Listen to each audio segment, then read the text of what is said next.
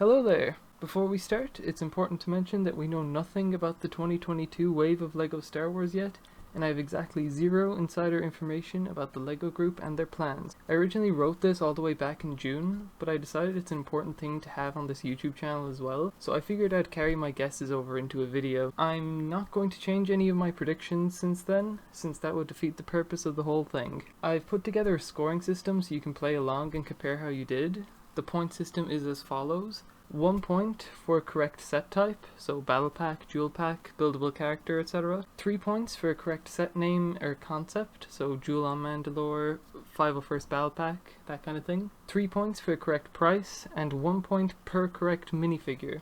In the end, I'll find out what score I got as a percent of the total possible score. This way I can compare how I did wave on wave, no matter how many sets are released in each. When the next wave is officially revealed, most likely next March, I'll do a follow-up video to this to see how accurate I was and how much points I got. After that, I'll make a new video in the same style as this, where I predict what the summer 2022 Star Wars wave will look like. With all that in mind, let's move on to the January wave. I think the January wave will consist of the following: 2 battle packs, 2 singular microfighters, a jewel pack microfighter, and 3 playsets. Starting with the battle packs, I think the first one will be a Dark Trooper battle pack for €15. I think it'll have 4 minifigures as opposed to the 6 of the 501st battle pack, which will be 1 regular Stormtrooper and 3 Dark Troopers. The build will probably be some transport speeder thing like with the First Order battle pack, but the build here isn't important. This is one of the ones I'm most confident in because I think they made such a solid figure for Moff Gideon's light cruiser for there only to be 1 Dark Trooper.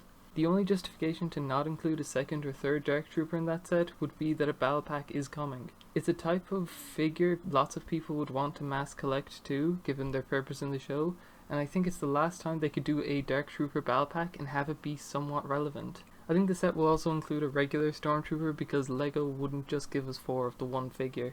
The next battle pack I'm less confident in, and that would be the Scout Trooper battle pack for €15. I guessed this would have 4 minifigures, with them being 3 Scout Troopers and an ATST driver. My reasoning for this is that the second battle pack will probably be original trilogy, and Scout Troopers are a safely iconic and recognizable trooper to include. There's also the fact that there's a Scout Trooper figure in the Razor Crest set, which I guessed would be retired at this point because it had already been blown up in The Mandalorian Season 2.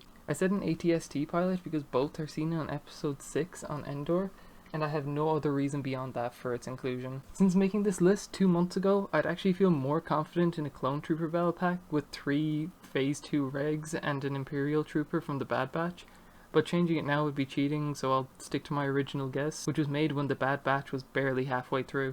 Moving on to the first microfighter set, I'm gonna say it'll be a Razor Crest microfighter for €10. The one minifigure it'll include will probably be the Beskar version of Din Djarin that we've gotten multiple times in 2021, because I don't think LEGO care too much about how coveted or rare he is. He's already showing up in sets as cheap as €30, so this will just be an even cheaper way to get him. No special reason for thinking this, I just think it'll be a good set, and with the bigger version likely retired at that point, it just feels right. For the next microfighter, I actually made a prediction that aged really well. I predicted the other set will be an ATTE microfighter with a single Phase 1 clone trooper for €10. I say it aged well because of the episode of Bad Batch which came out after my predictions list, which heavily featured an Imperial ATTE. This could be the injection of relevance it needs to maybe actually become a set. My prediction of a Phase 1 clone was probably just based on the reference image I used, which is unfortunate because if this is based on the Bad Batch, it'll definitely be a Phase 2 clone anyway. Moving on to the Jewel Pack versus Microfighter set, this is where it gets a bit difficult. I predicted a Wampa versus Snowspeeder microfighter with 1 minifigure for €20. Originally this was a Bantha versus Sandcrawler microfighter, but I quickly realized that made no sense whatsoever. I also realized that they already made a Bantha microfighter only last year, so that was out of the question. Thinking of creatures in the same vein as a Bantha and a Tauntaun, I thought of the Wampa from episode 5. A Snowspeeder would make good opposition too, so I settled on that. Unfortunately, they already made a Snowspeeder microfighter in 2015, but it's not like they're opposed to remakes, so I kind of almost believe in this one. The main problem is that the last dual microfighter was also set on Hoth, but I can't think of anything better, so it'll have to do for now. Now onto the playsets. The first set I predicted was a Pantora chase set based on what was, at the time, one of the most recent episodes of The Bad Batch. The set would have 3 minifigures with Hunter, Omega, and Fennec Shand, and retail for €30. I think it'll resemble a scaled down Bounty Hunter Pursuit set, with a car-sized speeder and a smaller bike speeder. The smaller bike speeder would be the exact same design and size as the Lime speeder from the Bad Batch shuttle set we got this summer. I think this could be the first set where we get an Omega minifigure. The precedent was kind of set by the Trouble in Tatooine set in January this year, which was also a €30 set, and it was the first time we got a Beskar Din Djarin minifigure. This Din figure was later featured in loads of other sets, so maybe the same will happen with Omega here. The Hunter minifigure would be his green civilian clothes from that episode, and would probably be exclusive to this set. Thanks to the fact that Fennec hasn't changed her clothes in over 28 years, the Fennec figure would be the exact same as in the Light Cruiser set from the 2021 Summer Wave. The next set is admittedly pretty optimistic, and is almost a wish more than a proper guess. I predicted that we'll get a Captain Rex's Y-Wing from the Bad Batch. It would have 3 minifigures with a Phase 2 Rex and 2 Bracca Scavengers, and retail for €60. Probably around 500 pieces or so, but we're not including piece count in our predictions, so that doesn't matter. Originally this was going to be a regular scaled down Y-Wing from the original trilogy, but the more I thought about it, the more it makes more sense for it to be a Rex's Y-Wing from episode 7 of Bad Batch. I think the design will largely follow Anakin's Y-Wing Starfighter set from 2009, but with updated techniques and probably more pieces. And for the last set of the January wave, I'm going to predict a €100 downscaled original trilogy Millennium Falcon with 3 minifigures. These 3 minifigures would be Han Solo, Chewbacca, and Lando Calrissian. This would be a huge set for a January release, so I'm not sure how confident I am in it honestly, but I have a few reasons for thinking this. Firstly, they've downscaled the X-Wing, TIE Fighter, Imperial Shuttle, and more, but haven't given the most iconic ship in Star Wars the same treatment. I feel like they'll take the opportunity to give people Falcon for relatively cheap, especially since they're a prime example of LEGO sets trending upwards in price and complexity over the years. I also think it's been long enough since the last Playscale Falcon to warrant a re-release.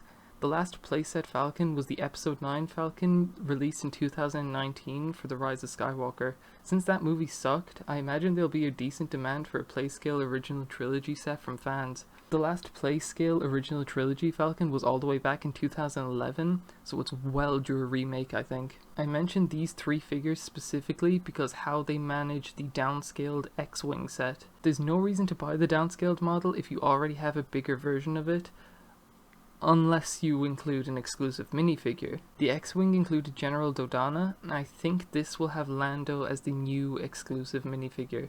If I was to guess, I'd put him in his General Insignia outfit as an update from the 2017 figure. Now we get to the April wave. The April wave the last 2 years were extremely similar, so I feel most confident predicting the structure of this one. I think it'll have 2 or 3 helmet collection sets, a brick-built character, and of course, the UCS set for May the 4th. I think a lot of people will be expecting 3 helmets the next wave, given that's how many were in the first wave, but I disagree. If you look at the first wave, the TIE Fighter helmet and Stormtrooper helmet were essentially the exact same build, but recolored. From this, I think each wave will have 2 unique helmet designs, with potentially a third coming from recoloring one of the base designs, just like the Stormtrooper and TIE Fighter and the Venom/Carnage sets. While I think LEGO would love to milk the original trilogy for all it's worth, I don't think there's enough material for another wave of original trilogy helmets.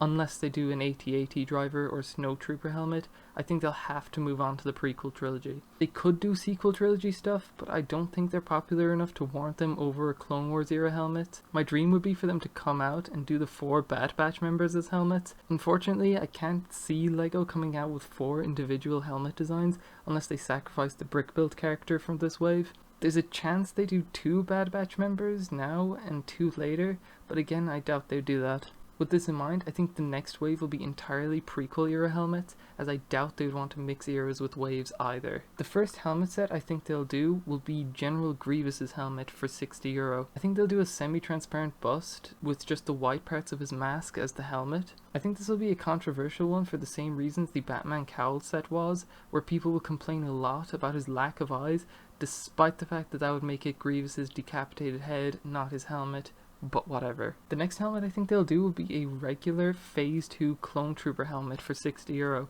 I think this is the next obvious step for the helmet collection sub-theme. The base of the set could then be modified to make countless legions and characters. This made a lot of sense to me at the time of writing this list, given their relevancy in the Bad Batch. Of all helmet sets, I am most confident in this one, especially should they do prequel era sets. The most obvious choice for a prequel era helmet set would be, of course, Jango Fett. As I said earlier, I think each wave would have 2 unique helmet designs, with 1 recolor if they go for a third. With that in mind, a Jango Fett helmet would just be a recolor of Boba, so they wouldn't need to come up with a new design for it. Using this logic, they could decide to make a Jango Fett helmet for €60 and release it with this wave.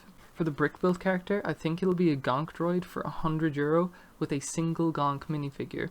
I think a Gonk droid makes so much sense, especially given the Bad Batch crew includes a Gonk droid. It's also instantly recognizable, very memeable, and has huge potential to make a great model out of it. I can't really think of another droid to make a €100 set out of, to be honest, especially since they apparently said they won't be making Fallen Order sets, thus ruling out BD1. Finally, the UCS set for the first half of the year. A part of me truly wants to believe that we'll get a second prequel era UCS set next April, with the UCS gunship potentially paving the way for it. With the great direction the 2021 summer wave has taken, I actually almost believe we will. My worry is that LEGO will wait to see how the gunship performs before even considering a second prequel UCS set, and given that sets usually take 9 months to produce, I think the best case scenario for the next prequel UCS set would be late 2022.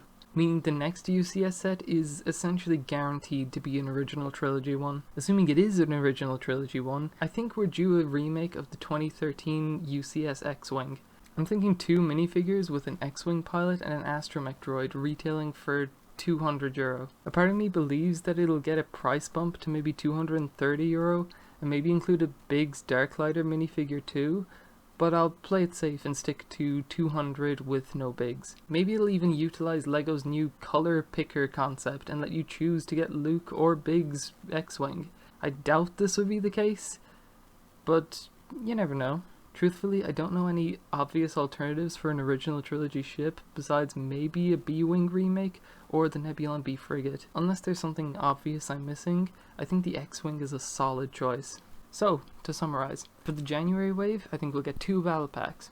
A Dark Trooper battle pack with 4 minifigures, 3 Dark Troopers and 1 regular Stormtrooper for €15. A Scout Trooper battle pack with 4 minifigures, that is 3 Scout Troopers and 1 AT-ST driver for €15 as well.